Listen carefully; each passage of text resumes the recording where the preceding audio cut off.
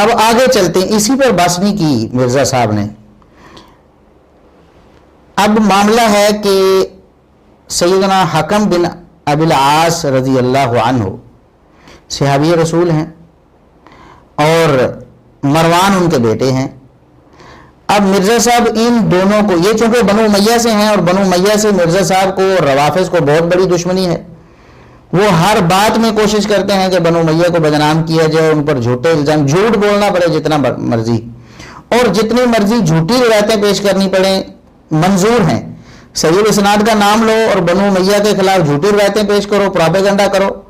اور لوگوں کو خوش کرو، روافظ کو خوش کرو، اپنے آقاؤں کو خوش کرو جو آپ کی ویڈیوز کو شیئر کرتے ہیں اور آپ کے سبسکرائبرز بڑھتے ہیں اور آپ کے ویوز بڑھتے ہیں. پھر آپ کہتے ہیں جی میرے ویوز ملینز میں چلے گئے ہیں، اور اس سے کیا فائدہ حاصل ہوگا جھوٹ بولنے سے. حکم اور ان کے بیٹے مروان، ان دونوں کے بارے میں مرزا صاحب یہ بھی پروپیگنڈا کرتے ہیں کہ رسول اللہ صلی اللہ علیہ وسلم نے ان پر لعنت کی تھی. اب مرزا صاحب کی زبانی سنیں ذرا. وہ کہتے ہیں کہ ان حدیثوں میں موجود ہے کہ آگے سیدہ عائشہ نے کہا مروان تیرے بارے میں جب تو اپنے باپ حکم کی پشت میں موجود تھا، رسول اللہ صلی اللہ علیہ وسلم نے کہا تھا حکم پہ لعنت، اس کی اولاد پہ لعنت، تو اسی لعنت کا ٹکڑا ہے. اور ان حدیثوں میں آگے موجود ہے البتہ مروان تیرے بارے میں موجود ہے جب تو اپنے باپ حکم کی پشت میں تھا، رسول اللہ نے کہا تھا حکم پہ لعنت، اس کی اولاد پہ لعنت، تو اسی لعنت کا ٹکڑا ہے. نعوذ باللہ. ایک صحابی رسول حکم رضی اللہ عنہ، ان پر یہ الزام لگایا ہے کہ نعوذ باللہ وہ ملعون ہیں، ان پر لعنت کی ہے رسول اللہ صلی اللہ علیہ وسلم نے. پہلے تو ہم بتاتے ہیں کہ یہی روایت جو پیچھے مستدرک حاکم کے حوالے سے مرزا صاحب پیش کر رہے ہیں اور سنن نسائی کبریٰ کے حوالے سے بھی پیش کر رہے ہیں، وہ روایت تو ہم بتا چکے ہیں. امام ذہبی رحمۃ اللہ علیہ نے نیچے لکھ دیا ہے کہ فیہ انقطاع، یہ تو منقطع روایت ہے.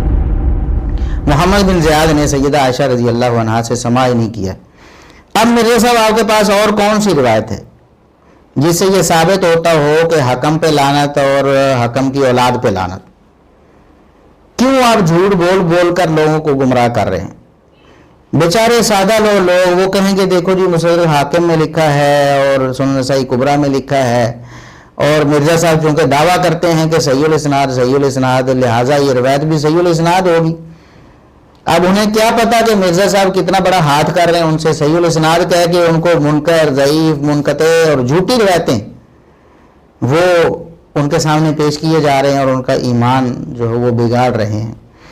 حکم اور ان کے بیٹے مروان پر لعنت کے حوالے سے کچھ بھی ثابت نہیں. یہ جو روایت پیش کی گئی ہے یہ روایت منقطع ہے. اچھا، علماء نے، محدثین نے صاف طور پہ لکھا بھی ہوا ہے کہ ایسی کوئی روایت ثابت نہیں ہے، لیکن ان لوگوں کو کیا ہے؟ ان لوگوں کو کوئی سروکار نہیں اس سے. یہ تو بنو امیہ کی مخالفت کرنی ہے، بس بنو امیہ پر لعنت کرنی ہے، موقع ملنا چاہیے. حافظ ابن حجر رحمہ اللہ تعالیٰ نے الاصابہ میں جو صحابہ کے بارے میں کتاب لکھی ہے اس میں امام ابن السکن کا قول نقل کیا ہے، یقال ان النبی صلی اللہ علیہ وسلم دعا علیہ ولم یثبت ذالک. کہا جاتا ہے کہ نبی کریم صلی اللہ علیہ وسلم نے ان پر بد دعا کی تھی، یعنی لعنت کی تھی، ولم یثبت ذالک، لیکن یہ ثابت نہیں. حافظ نے حجر کی یہ عبارت کبھی انہوں نے سنائی آپ کو؟ جھوٹ بولتے رہیں گے، جھوٹی روایتیں پیش کرتے رہیں گے، لیکن حق لوگوں کو نہیں بتائیں گے. تاریخ اسلام ذہبی لے لیں، امام ذہبی رحمۃ اللہ علیہ نے بھی یہ بات لکھی ہے. حکم بن ابی العاص رضی اللہ عنہ ان کے حالات میں کہتے ہیں کہ یہ باتیں لوگوں نے بنائی ہیں، لوگوں نے کی ہیں کہ ان کے حوالے سے نبی کریم صلی اللہ علیہ وسلم نے لعنت کی ہے. وقد رویت احادیث منکرۃ فی لعنہ لا یجوز الاحتجاج بها. وہ فرماتے ہیں کہ اس بارے میں منکر روایات نقل کی گئی ہیں. منکر، مرزا صاحب، منکر روایات مروی ہیں اس حوالے سے کہ نبی کریم صلی اللہ علیہ وسلم نے حکم بن ابی العاص رضی اللہ عنہ پر لعنت کی ہے، نعوذ باللہ. لیکن لا یجوز الاحتجاج بها، ان روایات کو دلیل بنانا جائز نہیں، ناجائز کام ہے جو مرزا صاحب آپ بڑی ڈھٹائی سے کر رہے ہیں. حرام کام کے آپ مرتکب ہو رہے ہیں ائمہ دین کی زبانی، لیکن آپ کو کیا صرف بنو امیہ کی دشمنی چاہیے؟ بس آپ نے اپنے خبث باطن کا اظہار کرنا ہے، اس کے لیے موقع چاہیے، چاہے جھوٹی روایت ہو چاہے منکر روایت ہو۔ اچھا، اب وہ روایات جو ہیں وہ چند ایک میں آپ کے سامنے، ایک تو روایت یہ ہو گئی نا المستدرک الحاکم کی اور سنن نسائی کبریٰ کی، جس میں انہوں نے کہا کہ ان حدیثوں میں آگے موجود ہے مروان پہ لعنت اور اس کے باپ پہ لعنت، یعنی حکم پہ لعنت اور اس کی اولاد پہ لعنت۔ یہ تو محمد بن زیاد کا سیدہ عائشہ سے سما نہیں، یہ ثابت نہیں۔ اب کچھ اور روایتیں بھی ہیں۔ المعجم الکبیر طبرانی میں ایک روایت ہے 3167 3167 نمبر پہ، جس میں ہے کہ نبی کریم صلی اللہ علیہ وسلم جب بات کرتے تو حکم رضی اللہ عنہ نعوذ باللہ منہ بسورتے تھے، تو نبی کریم صلی اللہ علیہ وسلم نے دیکھ لیا تو آپ صلی اللہ علیہ وسلم نے بددعا دی کہ انت کذالک، تیرا منہ ایسے ہی بسورا ہی رہے، تو پھر وہ مرنے تک ان کا منہ ایسے ہی رہا، نعوذ باللہ نعوذ باللہ، ان کا چہرہ بگڑا رہا۔ یہ جھوٹی روایت ہے، زرار بن سرد اس میں کذاب راوی ہے، کذاب، سخت ضعیف کذاب، جھوٹا راوی ہے۔ اس میں ایک اور علت بھی ہے، چلو اتنا یہ جھوٹے والی علت ہی کافی ہے آپ کے لیے، دوسری علت ہم پیش ہی نہیں کرتے۔ یہی روایت المستدرک الحاکم میں بھی موجود ہے 4241 نمبر پہ، 4241 نمبر پہ، اس میں بھی بالکل یہی زرار بن سرد راوی سخت ضعیف بلکہ کذاب ہے۔ حافظ ذہبی رحمۃ اللہ علیہ نے بھی نیچے لکھا ہوا ہے کہ زرار بن سرد واہن،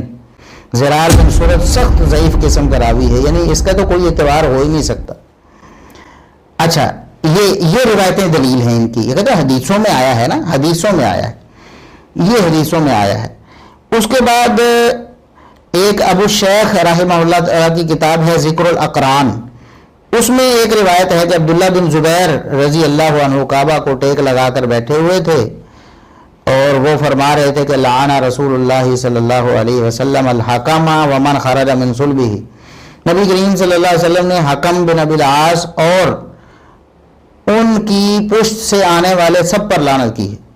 یعنی حکم پر بھی لعنت اور ان کی ساری اولاد پر بھی لعنت، ان کی جتنی بھی اولاد جو بھی ان کی پشت سے پیدا ہونا ہے سب پر لعنت۔ اسی طرح یہ بھی روایت سفیان بن عیینہ اور اسماعیل بن ابی خالد دونوں کے تدلیس کی وجہ سے سخت ضعیف ہے۔ اور تیسری جو موجم کی روایت ہے اس کے اندر سفیان بن عیینہ اور اسماعیل مدلس ہیں اور عن سے روایت کر رہے ہیں، اور امام مسلم نے مقدمے میں لکھ دیا صحیح مسلم کے، جو صحیح مسلم کا حصہ ہے، کہ مدلس کی عن والی روایت سما کی تصریح کے بغیر صحیح تصور نہیں کی جائے گی، لہذا یہ ساری کی ساری روایتیں اصول محدثین پہ فارغ ہیں۔ لیکن اب کس نے کو کھول کے کتاب پڑھنی ہے بس، یعنی دو مدلسین اس میں، اور مرزا صاحب بار بار لوگوں کو سناتے رہتے ہیں جی مدلس کا آنا نہ قبول نہیں ہوتا، یہ تو پیٹ رول ہے محدثین کا، اجماع ہے اس بات پر کہ مدلس کی آنے والی روایت قبول نہیں ہوتی۔ اس حدیث کی سند میں سفیان ثوری مدلس ہیں اور ان سے روایت کر رہے ہیں، اور یہ پیٹ رول ہے صحیح مسلم کے مقدمے میں، محدثین کا اجماع ہے کہ مدلس کی ان والی روایت سما کی تصریح کے بغیر ضعیف تصور کی جاتی ہے، لیکن یہاں سب قبول ہے۔ اسی طرح المعجم الکبیر طبرانی میں 299 نمبر پہ ایک روایت ہے، یہی عبداللہ بن زبیر رضی اللہ عنہ سے منسوب کی گئی ہے کہ انہوں نے کہا کہ کعبہ کی قسم ہے رسول اللہ صلی اللہ علیہ وسلم نے لعنت کی ہے، لعن رسول اللہ صلی اللہ علیہ وسلم الحکم وما والدہ، کہ حکم پر لعنت اور جو ان کی پشت سے ان کے نطفے سے پیدا ہو اس پر بھی لعنت، حکم پر لعنت اور اس کی ساری اولاد پر لعنت۔ یہ روایت بھی اسماعیل بن ابی خالد کے مدلس ہونے کی وجہ سے ضعیف ہے۔ مرزا صاحب نے بہت ساری روایتوں کو تدلیس کی وجہ سے ضعیف کہا ہوا ہے اور کہتے ہیں کہ یہ جو لوگ ہیں یہ ضعیف روایتوں کو چھوڑتے نہیں ہیں، ضعیف روایتیں جو تدلیس والی ہیں ان کو بھی مرزا صاحب نے جھوٹی بھی کہا ہوا ہے۔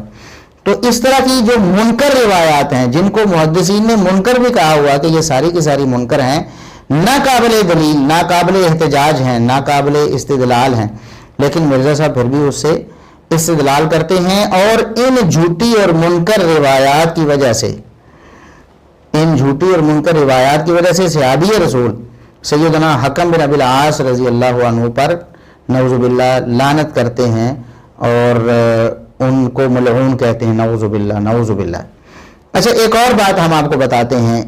امام ابن ابی حاتم رحمہ اللہ تعالیٰ کی کتاب ہے علل الحدیث، اس میں وہ اپنے والد گرامی امام ابو حاتم رحمہ اللہ تعالیٰ سے اس طرح کی ایک روایت پوچھتے ہیں، ان کے سامنے ذکر ہوتی ہے کہ نبی کریم صلی اللہ علیہ وسلم نے فرمایا